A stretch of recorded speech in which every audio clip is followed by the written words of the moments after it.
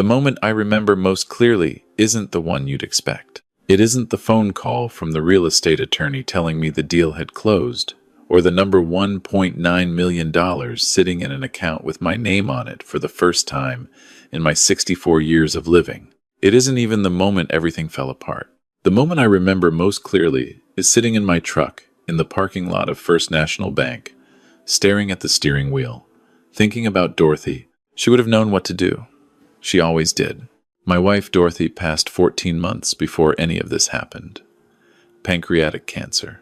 6 weeks from diagnosis to the end, which the doctors told us was actually merciful given the nature of the disease. And I understood what they meant intellectually, but I want to tell you there was nothing merciful about any of it. 31 years of marriage and then 6 weeks and then nothing. The house felt like a museum after she was gone. I'd walk through it at 2 in the morning and touch things: her reading glasses on the nightstand, a coffee mug she'd left in the cabinet with a lipstick mark on the rim that I couldn't bring myself to wash. And it was like being haunted by someone who loved you. The money came from her family's property in Vermont. Dorothy's parents had owned 42 acres outside of Middlebury, a farmhouse, and a barn and land that had been in the Calloway family since her grandfather bought it in 1951. When Dorothy's mother, Evelyn, passed 8 years ago, the property went to Dorothy. When Dorothy passed, it came to me. I'd driven up there every summer for 30 years, helped repair the barn roof twice, watched my children run through those fields. It was never really mine, if that makes sense. It always felt like it belonged to Dorothy. My son Ethan was the one who first brought up selling it. He came to visit me about 4 months after the funeral, which was the longest stretch I'd gone without seeing him in years, and I noticed things about him that I hadn't noticed before. He'd always been the restless one. My daughter Claire called him a golden retriever who'd learned to read spreadsheets, but there was something different now, a sharpness to him. He kept checking his phone under the dinner table like a teenager, and twice I heard him step outside to take calls that he didn't explain when he came back in. His wife Sandra seemed on edge in a way I couldn't name. She kept touching his arm when he talked, small, quick touches like she was steadying him. We were sitting on my back porch after dinner when he brought it up. He said the Vermont property was sitting there doing nothing. Said the market was strong right now, that he'd done some research, that a developer had actually already approached him, not me, though the property belonged to me with an offer. He had a number ready. He said it casually, like he'd just thought of it, but I could tell he hadn't just thought of it. He'd been thinking about it for a while. I told him I'd consider it. That night I called Claire. She's my youngest, 31, lives out in Portland, works in hospital administration. She's careful and quiet the way her mother was quiet. She listens more than she talks, and when she talks, she means it. I told her about the conversation with her brother, and I heard her go silent in that particular way she has. She said, "Dad, be careful." I asked her what she meant. She said she didn't know exactly. She just wanted me to be careful. She said Ethan had called her too, a few weeks before, asking questions about the property and what she thought the timeline might look like. She said he hadn't mentioned anything about a developer. She said she got off the phone feeling like she'd been interviewed for something she hadn't applied for. I told her she was probably reading into things. Ethan was always excitable. He worked in finance. He thought about money the way a mechanic thinks about engines constantly, reflexively, as something to be optimized. I told her I'd be careful, and I meant it, but I also thought she was probably worried over nothing. That was my first mistake. The sale took about 5 months from start to finish. The developer, Ethan, had spoken with a company out of Burlington that built what they called legacy residential communities, which is a phrase that means expensive condominiums for people who want to feel like they're living somewhere meaningful. Offered $1.7 million initially. Ethan negotiated them up to $1.9. He was good at that part. I'll give him that. He handled most of the back and forth, and I let him because I was still in that fog that grief puts you in, where making decisions feels like lifting something underwater. He came to every meeting. He sat beside me at the attorney's office. He knew the paperwork better than I did by the end. The attorney handling the estate side was a man named Gerald Patterson, who had done work for Dorothy's family for 20 years and who I trusted completely. He was in his late 60s, soft-spoken, the kind of man who wears the same style of reading glasses for decades. He handled the closing documentation, the transfer of title, the disbursement of funds. He was meticulous. He always sent me copies of everything, though I'll admit I didn't read every page of every document as carefully as I should have. Ethan had reviewed them, he said. He said everything looked fine. The money cleared on a Tuesday in March. $1.9 million, minus closing costs and attorney's fees, and the commission to the real estate agent, which left $1,742,000 sitting in an account at First National Bank. I called Claire first, she cried.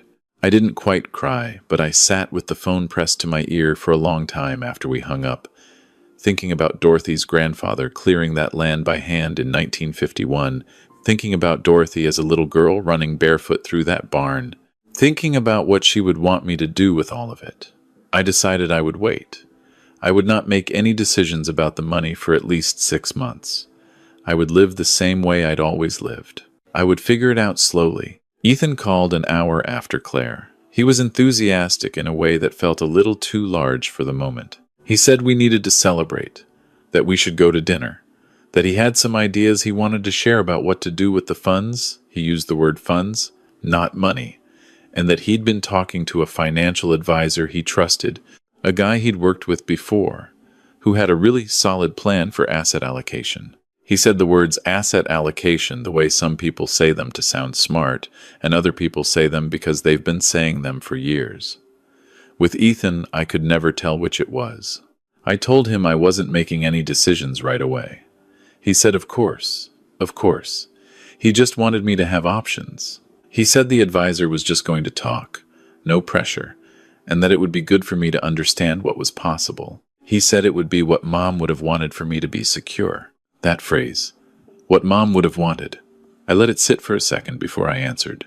I said I'd think about it. He came over that Friday with Sandra and their 2 kids, my grandchildren, a boy of 9 named Cooper and a girl of 7 named Lily, who is the spitting image of Dorothy at that age, in a way that still makes my chest tight every time I see her. We had a good dinner. Ethan was warm and funny and attentive. The version of my son that I loved most, the one that showed up at Christmas and remembered things you'd mentioned months ago and made you feel like you were the most interesting person in the room. Sandra was warm too. It was a good night. Before they left, Ethan mentioned the financial advisor again. He said the guy could come to my house if I preferred, that he was very discreet, that he'd helped a lot of people in similar situations. He dropped a folder on my kitchen counter on his way out casually, like it was nothing, and said just to look it over when I had a minute. I looked it over after they left. It was a proposal, 14 pages, professionally formatted, with a letterhead that said Meridian Capital Group, and a headshot of a man named Scott Fielding, who had the kind of square-jawed confidence that people who sell things cultivate deliberately. The proposal outlined a series of investment vehicles, annuities, a managed portfolio, a real estate investment trust, and at the bottom of the 4th page, almost as a footnote, there was a line about management fees that I had to read 3 times before I understood what it meant. 10% of assets under management, annually, on $1.7 million. That was $170,000 a year. Every year, just for managing the money. I put the folder in the recycling bin and called my own financial advisor the next morning. Her name is Janet Reeves. She's been managing a modest IRA for me for 12 years, and she is the least glamorous person in the financial industry I've ever encountered, which is exactly why I trust her. She came over that Thursday. We spent 2 hours going through options. She was cautious and practical, and at no point did she mention asset allocation. When I told Ethan I'd decided to work with Janet, the conversation was short. He said he understood. His voice had something in it that wasn't quite anger but was adjacent to it, a flatness, a withdrawal, and I noticed it but told myself I was being oversensitive. 3 weeks later, Ethan called to say he had something he needed to tell me. His voice was different from his normal voice. He said he was in some trouble, financial trouble. He'd been, and here he paused, and I heard him breathing. He'd been making some bad investments over the past 2 years, some private deals that hadn't worked out. He owed money. He said the number, and I had to ask him to repeat it. $340,000. I sat down. He said he wasn't asking for anything. He just wanted me to know. He said he had a plan, that Scott Fielding, the advisor from the folder, had helped him see a path forward, but that it was going to take time. He said Sandra knew, and they were working through it together. He said he was sorry he hadn't told me sooner. I asked him how long. He said about 18 months of serious losses. He'd hidden it well. He said he was ashamed, and he sounded ashamed. And I felt for him in the way that parents feel for their children, even when those children are in their 30s and have made choices that don't make sense and should have known better. I told him I loved him. I told him we'd figure it out. He said, "You don't have to do anything, Dad. I'm not asking for money." "I know," I said. But the thing is, and this is important, he just wasn't asking directly yet. The call came from Gerald Patterson's office on a Monday morning, about 2 weeks after that conversation with Ethan. His assistant, a young woman named Beverly, called to say that Gerald wanted me to come in at my earliest convenience to review and sign some documents related to the estate finalization. There were apparently a few remaining items that needed my signature standard stuff, she said. Tax documentation, a couple of transfer acknowledgments. She said Gerald apologized for any inconvenience and that it should take no more than 30 minutes. I mentioned to Ethan that I had the appointment. He said he'd come with me, that he had a flexible day, and it would be good to be there in case there were any questions. I said it was probably unnecessary. He said he wanted to come. I said okay. We drove to Patterson's office together in Ethan's car. It was a clear morning in early April, the kind of New England morning that feels like a promise after a long winter. And we talked easily on the drive about Cooper's baseball season, about a book I'd been reading, about nothing in particular. He seemed relaxed. He held the door open for me when we arrived. Gerald Patterson's office is on the second floor of a Victorian on Maple Street that's been converted to professional offices. The waiting area has wingback chairs and a coffee table with magazines that are always 6 months out of date, and a receptionist named Helen who has worked there for as long as I can remember. Helen smiled when we came in and offered us coffee, and I said yes, and Ethan said, "No thank you," and we sat down to wait. Beverly, the assistant who'd called me, brought my coffee. She was younger than I expected from her voice, maybe mid-20s. Dark hair pulled back, efficient in her movements. She handed me the coffee and said Gerald would be right with us, and then she turned to go back to her desk and stopped and turned back toward me. She looked at Ethan and then at me. She said, "Could I speak with you for just a moment, privately?" I looked at Ethan. He was looking at his phone. I stood up and followed her to a small alcove near the copy machine, just around the corner from the waiting area. She kept her voice low. She said she wasn't sure if she should be saying anything and that she hoped she wasn't out of line, but that she felt like she needed to. She said that last Thursday, Ethan had come to the office without me. She said he'd told Helen he was picking up some documents for his father and that Gerald had approved it. Helen didn't know any better and let him into the filing area for a few minutes. But Beverly had seen it and hadn't said anything at the time because she'd assumed it was fine. She said that while he was in the filing area, she'd walked past and seen him photographing documents with his phone. She said she didn't know what documents. She said she could be wrong about what she saw. She said maybe it was nothing. I looked at her for a long moment. She met my eyes steadily. She wasn't the kind of person who says things to cause trouble. I could tell. I thanked her. I told her she'd done the right thing.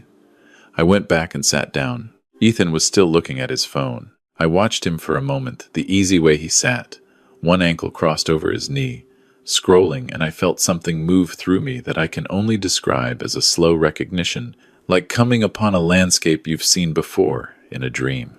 Gerald came out to greet us. We went into his office, which smells like old books and wood polish, and sat across from his desk. Gerald laid out the documents and began walking me through them. It was mostly what Beverly had said, tax acknowledgments, a final transfer form, a couple of signatures for the record. And then Gerald paused. He reached into a second folder and said there was one more document he wanted to discuss. He said Ethan had called him last week with some questions about the estate and about something called a durable power of attorney. Gerald looked at me over his reading glasses. He said, "I want to make sure you understand exactly what this document would mean before we talk about it." I said, "I didn't know we were going to be discussing this today." Gerald looked at Ethan. Ethan looked at the desk. Gerald said, Your son indicated that you'd had a conversation about this, and that you were interested in exploring it. I said, we had not had that conversation. The room was very quiet. Ethan said, Dad, I just wanted you to have the option. With the amount of money involved, it makes sense to have someone who can act on your behalf if something happens to you, or if you're incapacitated, or if... I'm 64, I said. I'm not incapacitated. I know, but... And we did not have a conversation about this. He went quiet. Gerald set the document aside. He said he wouldn't proceed with anything I wasn't prepared for. He said we could table the power of attorney discussion entirely. He said the other documents were straightforward and we could simply handle those today. I signed what I needed to sign. I shook Gerald's hand. I thanked Beverly on my way out, and she gave me a small nod that said everything it needed to. In the car, Ethan tried to explain. He said he'd only been trying to protect me. He said the power of attorney was standard practice when someone comes into significant assets at an older age, that his advisor had suggested it, that he should have told me he was going to bring it up, but he didn't want me to resist it before I understood what it meant. I listened to all of it. Then I said, Tell me about the documents you photographed. Long silence. He said he didn't know what I was talking about. I said Beverly had seen him. Another silence. Longer. He said he was just trying to understand the full picture of the estate. He said he wasn't doing anything wrong. He said all he'd wanted was to understand the situation clearly so he could help me. I said, Ethan, $340,000. That's what you told me you owe. He said, yes. I said, and if you had power of attorney over my accounts, what would you have done? He didn't answer. I pulled out my phone and called Claire. She answered on the second ring and I put her on speaker. I told her where we were and what had happened, and I said I wanted her to hear the conversation directly. Ethan tried to say something and I held up my hand. Claire was quiet for a moment when I finished. Then she said, Ethan, did you or Sandra help create that power of attorney document? Ethan said no. Claire said, Your wife called me 3 weeks ago. She asked me what I thought would happen with Dad's money if he ever had health problems. She asked it like a hypothetical. I didn't think much of it at the time. A pause. I'm thinking about it now. Ethan put his head back against the headrest and closed his eyes. What came out over the next 2 hours in that car, in a parking lot of a grocery store, because neither of us could think of anywhere better to go, was this. The gambling wasn't investments. Or not exactly. Ethan had gotten involved with a sports gambling platform 2 years ago, had won enough early to believe he had a system, and had lost it all and then some, chasing it back. $340,000 was actually conservative. That was the number he owed to actual creditors. The total he'd lost was closer to $500,000. He'd been borrowing against his retirement accounts, liquidating savings, lying to Sandra about where money was going until she found out 6 months ago. She hadn't confronted him. They'd devised a plan instead. The plan involved me. Scott Fielding, the advisor from the glossy folder, was real, he existed, he was licensed, he wasn't a fraud. But Ethan had an arrangement with him. Referral fees. If Ethan could get me to move the money under Fielding's management, Ethan would receive a portion of those fees annually. At $1.7 million, it was significant money, ongoing, not a one-time windfall. When I turned down Fielding, that plan collapsed. The power of attorney was Plan B. If Ethan could be authorized to act on my behalf financially for my protection, for my convenience, framed as a loving gesture from a concerned son, he would have had access. Not to steal outright, he told me, his voice breaking a little on this part. Just to manage things, just to help me, just to have options if things got bad enough. I sat with all of this. Did you ever consider? I said, asking me. He said he'd been ashamed. You were ashamed of the debt, I said. Apparently you weren't ashamed of the plan. He didn't have an answer to that. I thought about Dorothy. I thought about what she would say right now, what she would do with the weight of this.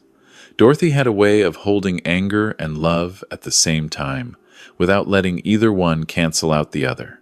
I used to watch her do it with the kids when they were teenagers and think I could never manage that. I still don't know if I can. I told Ethan I needed time. I told him I wasn't going to make any decisions in a parking lot on an April afternoon.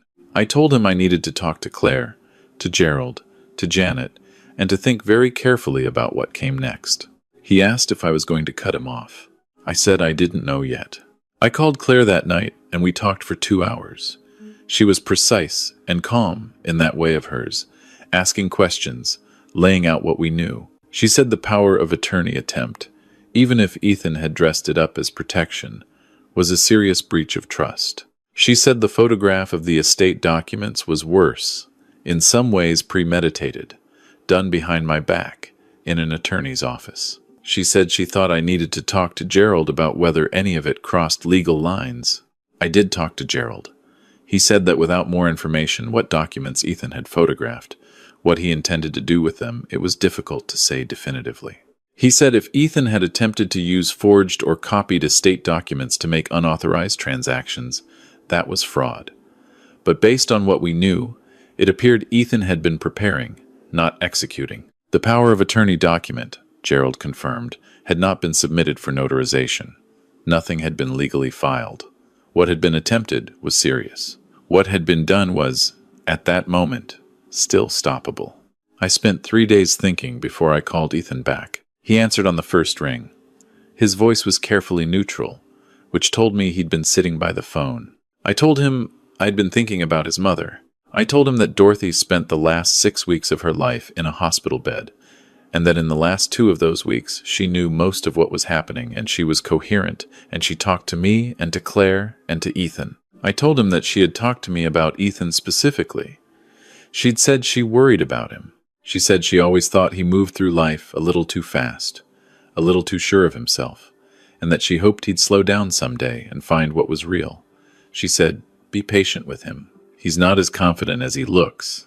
I said I'd always tried to be, but I told him that what he had tried to do, not what he was going through, not the debt, not the shame, but the plan. The folder on my kitchen counter, the photographs in Gerald's office, the document he'd hoped to put in front of me that was a betrayal of something I didn't have simple words for. I told him he had treated me not like his father, but like a resource to be managed. He had looked at me, and seen a problem to be solved, and a solution to be accessed. And he had done it in the months after his mother died. He had watched me grieve, and he had planned. He was crying by this point. I knew because I know the sound of my son crying. I've heard it since he was 3 days old, and even now, even with everything, it moved something in me. I told him I wasn't cutting him off, but I was putting conditions on what our relationship looked like going forward. He had to get help for the gambling.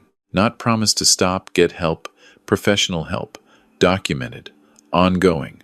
He had to tell Sandra the full truth, all of it, not the version he'd curated. He had to call Gerald Patterson and apologize in person. And he had to understand that any financial assistance from me, not because I owed it, but because he was my son, and I wasn't going to watch him drown if I could help, would come with transparency. Every dollar accounted for. No side arrangements. No advisors with referral deals. No power of attorney. He said yes. He said yes to all of it. I told him I loved him. I told him that was why none of this was simple. Now let me tell you about Beverly. I went back to Gerald's office 2 days after the conversation with Ethan. Gerald was expecting me. I'd called ahead and I brought something with me, a card I'd written myself, and inside the card, a check. I asked Gerald to call Beverly in, and when she came in and saw me, she looked a little startled, like she wasn't sure what she'd walked into. I said I wanted to thank her properly. She said she'd only done what seemed right. I told her that was true, and that doing what seems right isn't always as easy as it sounds, and that she'd done it in a situation where she could as easily told herself it wasn't her business. I told her that what she'd said to me in that alcove might have changed the course of things in ways that neither of us could fully measure. She looked at the envelope I put on Gerald's desk. She shook her head a little. I said it wasn't a huge amount of money, but I hoped it would help her with something she needed, and that it was given with real gratitude. She opened it. The check was for $4,000. She looked up at me. She said, "Mr. Holloway, I can't." I said she could, and she should, and that I would feel better knowing she had it. She said thank you twice. Her voice was steady, but her eyes weren't. Gerald walked me out to the parking lot afterward. He shook my hand and held it for a moment. the way older men do when they mean something by it. He said he'd handled a lot of estates and a lot of family situations over 40 years, and that very few of them resolved with as much clarity as this one appeared to be resolving with. He said I'd handled it with a great deal of dignity. I didn't feel particularly dignified. I mostly felt tired, the way you feel when you've been holding something heavy and you finally set it down, but your arms still hurt. I drove home. I made coffee and sat at my kitchen table, the same table where Dorothy and I had sat for 30 years of mornings, where the kids had done homework and complained about school and slowly grown up and left.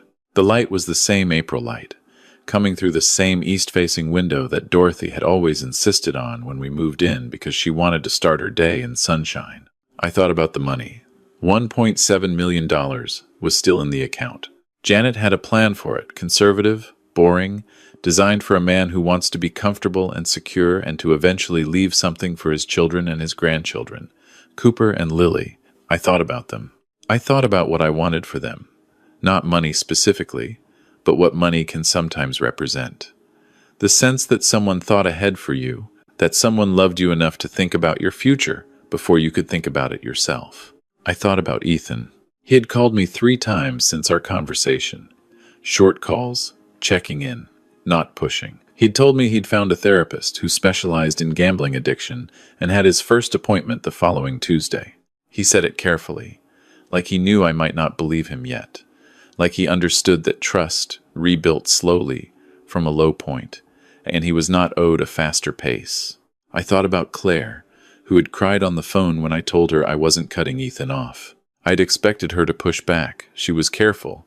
She was deliberate. She had her mother's caution, but instead she just cried and said, "I'm glad.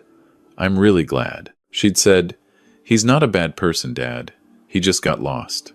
I said I knew. She said, "Mom knew too."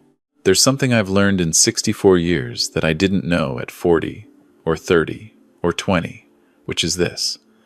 The people who hurt you most are usually the ones closest to you, and that's not a design flaw, it's a mathematical certainty. You can't be wounded by someone who doesn't have access to your real life. The people who see you every day, who know your habits and your fears and the particular way you go quiet when something is wrong, they have reach that strangers don't have. Most of the time they use that access to love you. Sometimes they use it badly.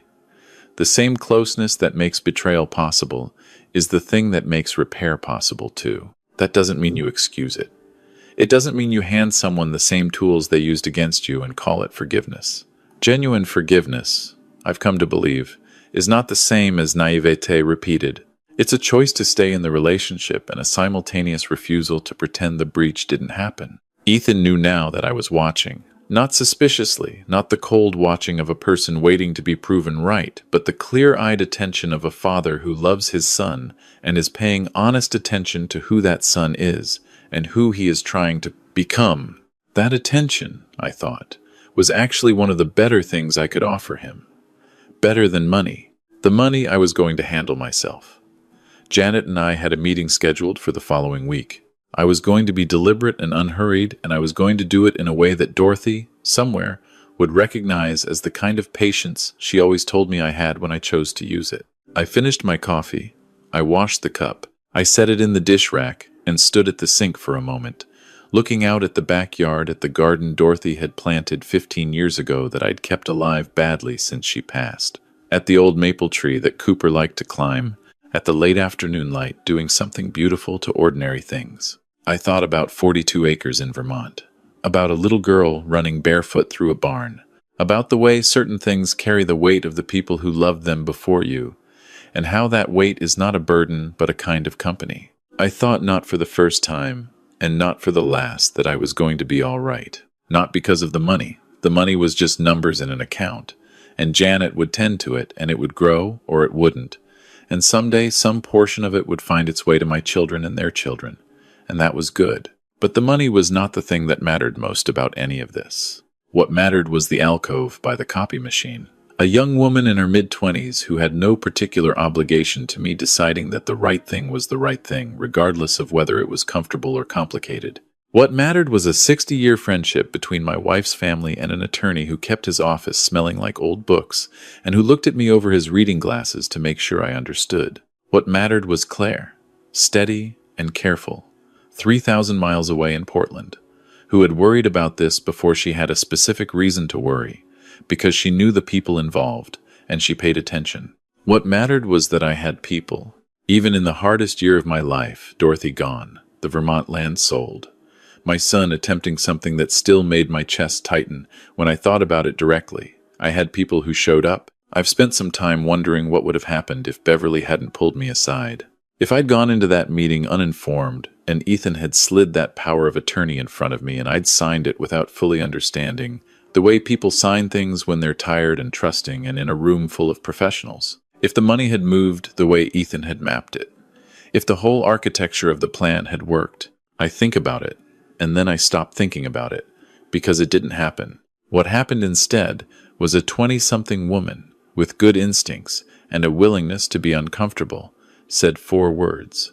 Could I speak privately and change the shape of the next year of my life? I sent her a card a month later, just a card thanking her again. I got a handwritten note back. She said she'd use the money toward a certification course she'd been putting off for 2 years because she couldn't afford the time and cost together. She said she was grateful. She said she hoped things had worked out. They were working out, slowly and not cleanly, and not without ongoing difficulty. Ethan and I spoke every week now, careful conversations that were rebuilding something from the foundation, which is the only way foundations actually get rebuilt. Sandra had reached out to me separately. Once, a short email, and it was an apology without excuses, and I appreciated it for that. Cooper hit his first home run of the season and sent me a voice message on my phone that I've listened to 6 times. Lily drew me a picture of the maple tree in my backyard and mailed it to me in an actual envelope. I put it on the refrigerator, right where Dorothy used to put the kids' drawings when they were small, right in the spot where it would catch the morning light. I'm not the kind of man who wraps things up with a lesson. Dorothy used to say that about me, that I could sit with something unresolved longer than anyone she'd ever known, and she meant it half as criticism and half as admiration. So I won't pretend this story ends neatly, or that I've arrived at some elevated wisdom that makes sense of all of it. What I'll say is this: I'm 64 years old. I've lost my wife. I nearly lost my son to something smaller and more correctable than death, which is its own particular kind of grief, watching someone you love disappear into choices that aren't worthy of them. I have a daughter who is steady and true, and who I call every Sunday without fail. I have a balance in an account that doesn't change who I am or what I need from a day. I have a backyard with a maple tree and a garden I've been tending badly for over a year, and have recently, tentatively, started tending a little less badly. I have mornings with coffee and light through an east-facing window, and I have, somewhere in Vermont I no longer own, a barn that a little girl with no shoes ran through in the summers. And that memory is mine forever. And no one can make a plan for it, and no one can photograph it, and no one can put it in a folder with a professional headshot and a referral fee attached. Some things are just yours. I'm learning, late, to hold those things clearly, and to let the rest work itself out at whatever pace it needs. Dorothy, I think, would say that sounds about right.